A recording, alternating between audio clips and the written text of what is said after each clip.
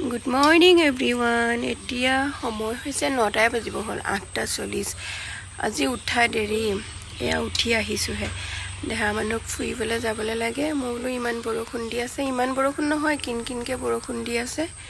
এতিয়া বোলো তোমাক নিব নোৱাৰোঁ দেই। এতিয়া বাৰু অলপমান কমিছে বাৰু বৰষুণটো। তাৰপাছত এয়া মুখ হাত ধুই আহি মেলি দেহা মানুহক আকৌ জলপান খুৱাব লৈছোঁ।